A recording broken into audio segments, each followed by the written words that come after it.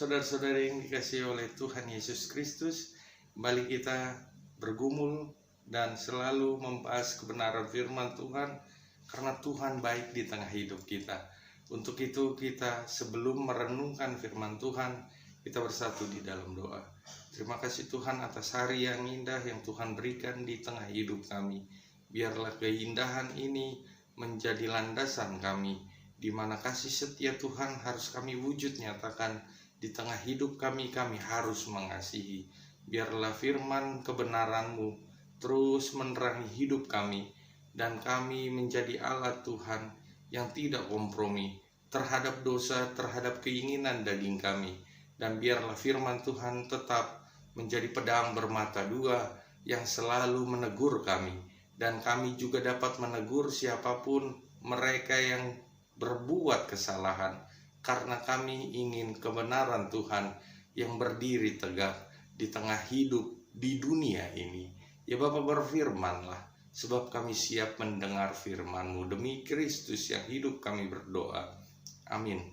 Bapak Ibu saudara-saudari yang kekasih, untuk merenungkan firman Tuhan di weekend yang indah ini, kembali kita sebelum berweekend quality time untuk memberikan waktu kita di tengah-tengah padatnya aktivitas satu minggu ini.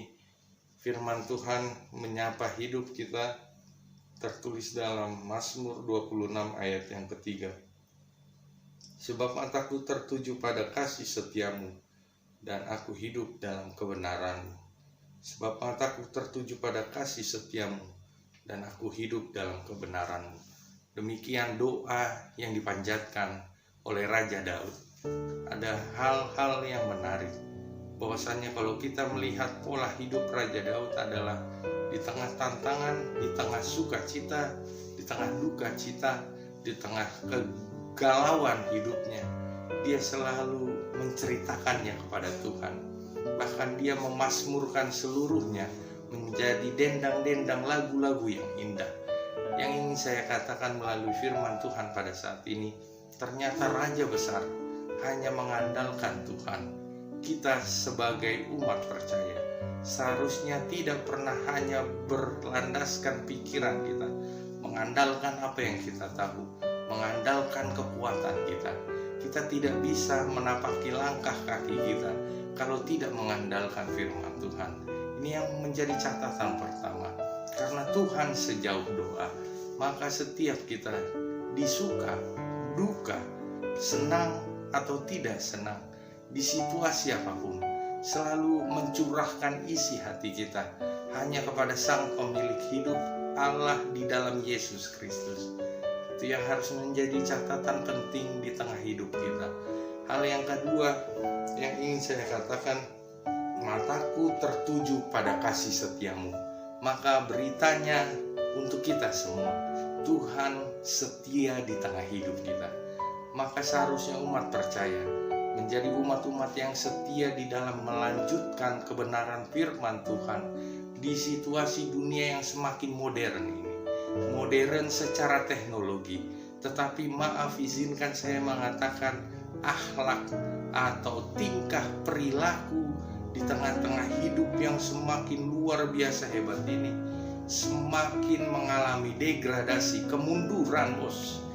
Yang menjadi catatan penting, setiap kita sebagai orang tua harus setia di dalam membimbing anak-anak kita, karena itu adalah permintaan kebenarannya.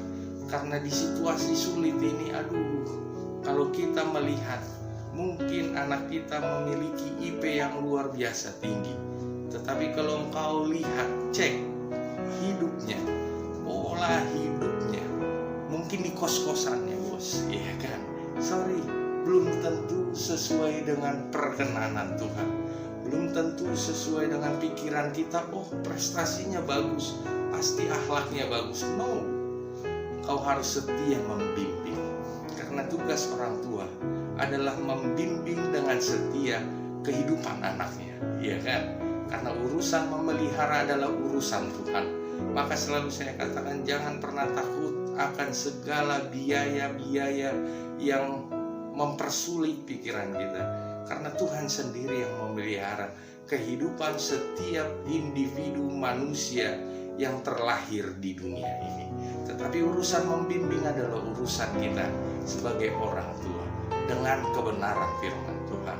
Karena saya selalu katakan, belum tentu di tengah-tengah hidup kita yang kita lihat, anak saya bagus kok, nontonnya ya waktu kecil dia nonton kartun, bos. Belum tentu kartun itu mendidik, ya kan? Selalu saya katakan kalau kita baca film kartun pun ada tulisan BO, bimbingan orang tua. Artinya kenapa? Artinya memang harus dibimbing. Karena saya waktu kecil mengalami tontonan-tontonan yang asik luar biasa, ya kan. Saya pikir setelah saya dewasa kelak saya akan bisa seperti Son Goku, Kamehameha, ya kan. Sorry bos, itu yang menjadi pola pikir saya waktu anak-anak, ya kan. Dan saya masih ingat pola pikir yang membuat mungkin banyak pikiran kita hancur, ya kan. Sorry ya, bukan hal yang jelek, tapi saya ingin katakan nanti diprotes, ya kan. Saya selalu senang menyanyikan lagu ini. Seluruh kota merupakan tempat bermain yang asik, sang gajah terkena flu, pilek tiada henti-hentinya, sang beruang tidur tak ada yang berani ganggu dia. Oh sibuknya, aku sibuk sekali bos. Seluruh kota merupakan tempat bermain yang asik, sang gajah terkena flu, hubungannya apa? Pilek tiada henti-hentinya, itu gak ada hubungannya. Sang beruang tidur dan tak ada yang berani ganggu dia, gak ada hubungannya antara satu kalimat dengan kalimat yang lain bos, ya kan. Maka sebagai hamba Tuhan saya inginkan mengatakan kepada setiap orang tua, bimbing anak-anak kita, bahkan di hal-hal kecil. Tidak ada konektivitas antara satu kata dengan kata yang lain bos. Itu juga bisa merusak pikiran anak-anak pada usianya, ya kan. Setelah saya dewasa saya baru bertobat, oh iya nggak ada nyambungnya, ya kan. Yang ingin saya katakan sebagai hamba Tuhan, kasih setia di dalam kebenaran itu yang menjadi catatan penting. Setia di dalam menjalankan kebenarannya, dan karena kebenaran yang harus kita lakukan itu adalah wujud nyata kasih kita kepada Sang Pemilik kehidupan, karena Allah sudah terlebih dahulu mengasihi kita.